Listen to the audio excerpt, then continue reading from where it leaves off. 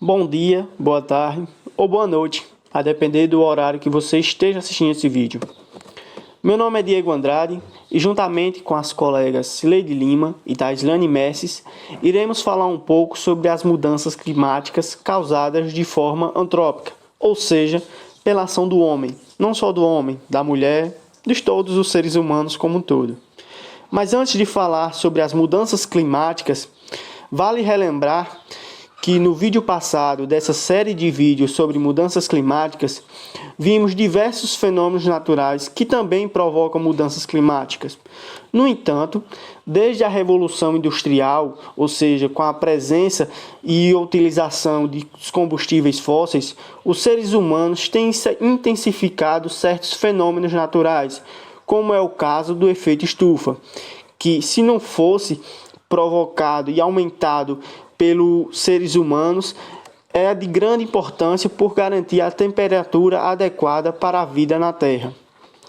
Bem, os combustíveis fósseis são formados pela decomposição de matéria orgânica, como plantas e animais, através de um processo que leva milhares e milhares de anos, através da sedimentação. Por este motivo, são classificados como os combustíveis não renováveis, ao longo de uma escala de tempo humana. Na sociedade atual, são conhecidos e mais utilizados o petróleo, o carvão mineral e o gás natural. Apesar desses combustíveis fornecerem uma gama de diversos produtos e tecnologias para a sociedade, como os combustíveis de meios de transporte de indústrias, infelizmente, com sua queima, acaba liberando gases do efeito estufa, como é o caso do CO2, os quais vêm aumentando esse efeito. Fenômeno esse que vai funcionar como uma película de gases em que vai repelir e reter parte da radiação solar. No entanto, com a queima desses combustíveis fósseis, tem aumentado e provocado o aquecimento global. Fenômeno esse que consiste no aumento da temperatura do globo terrestre. Apesar de haver diversas iniciativas para reduzir o consumo de combustíveis fósseis, acaba se tornando uma prática pouco provável de ocorrer uma mudança nesse cenário, devido à grande dependência desses combustíveis pela sociedade, como também o negacionismo dos problemas causados por eles por uma parte de uma elite que apenas pensa no mercado financeiro. Agora, veremos outros exemplos de práticas humanas que acabam também provocando mudanças climáticas. Quando se trata da conversão no solo, abordamos 4 classes de uso e ocupação do solo, que foram definidas para a realização da interpretação visual. Primeiro é a agricultura, na qual foram inclusas as áreas cultivadas e preparadas para o cultivo. Segundo é o pasto, na qual foram inclusas as áreas de pastagem antrópica e natural. Terceiro, reflorestamento, para as áreas de reflorestamento com pinos e eucaliptos, por exemplo. E quarto, a floresta, para as áreas de matas ciliares e florestas, independente do estágio de sucessão.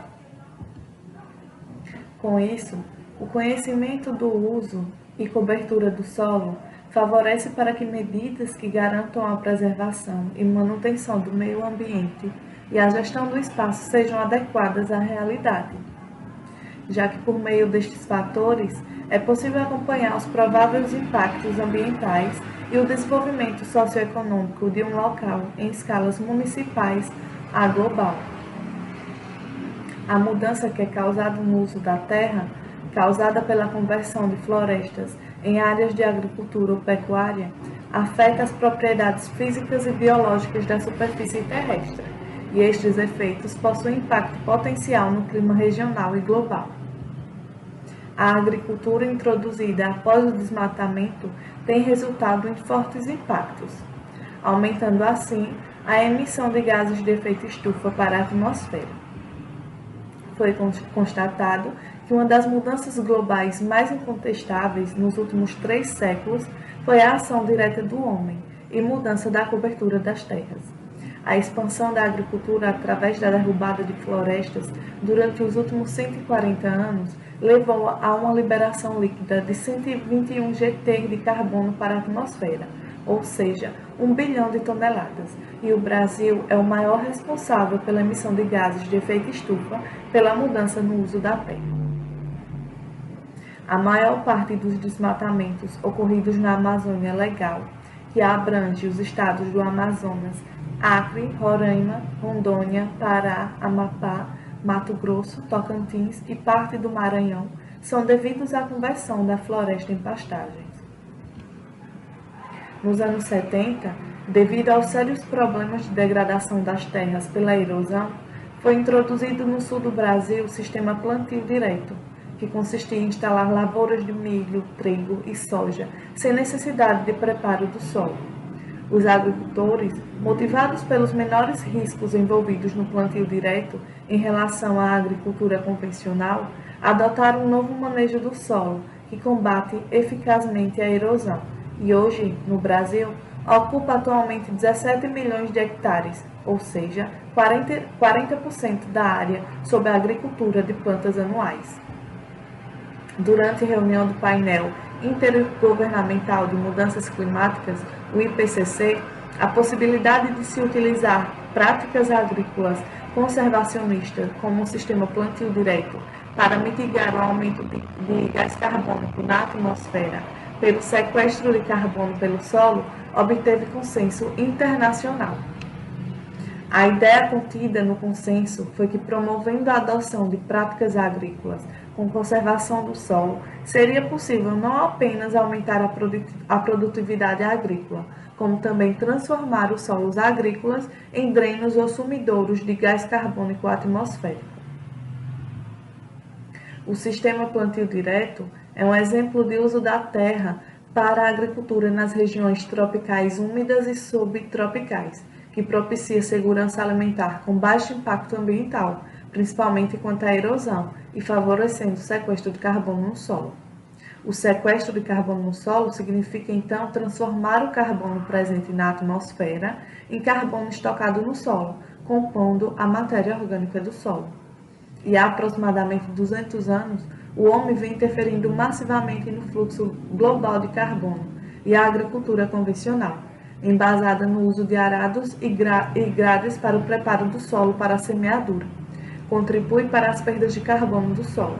O plantio direto é um sistema de produção agrícola que reverte esta situação, combatendo eficazmente a erosão e contribuindo significativamente para o sequestro de carbono no solo.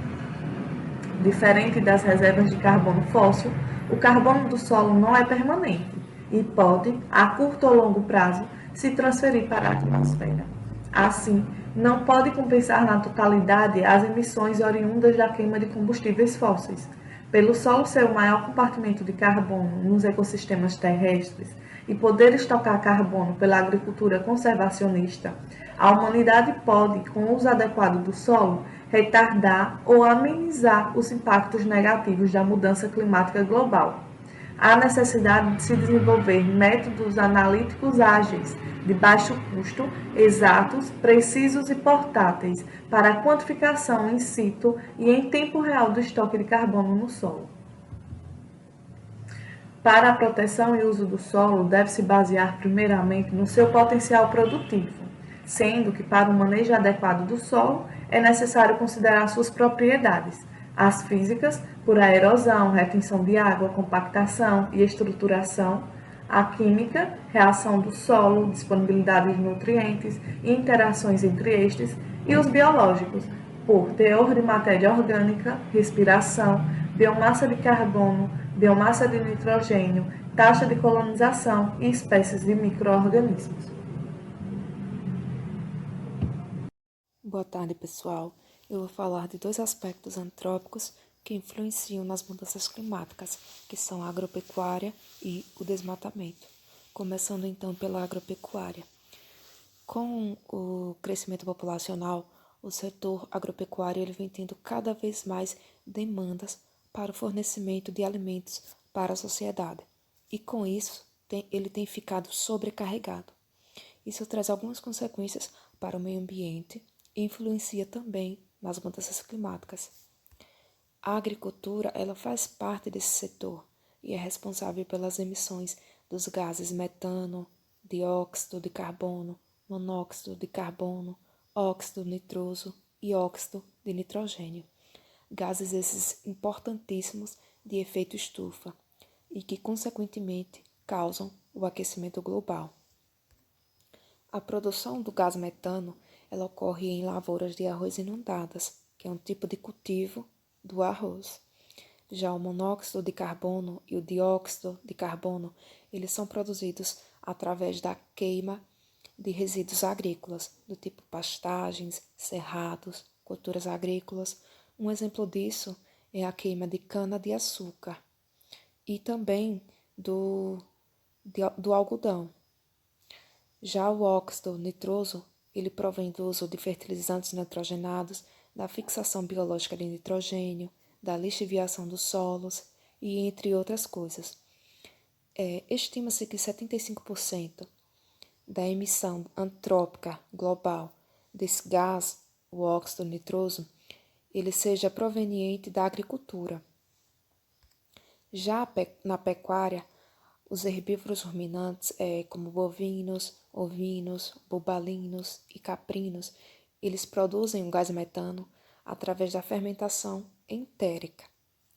E as emissões desses gases gerados por esses animais ruminantes são estimadas em 80 milhões de toneladas por ano, o que equivale a 22% da emissão total de metano que é gerada por fonte antrópica, ou seja, por toda a fonte antrópica, o que é um número muito alarmante.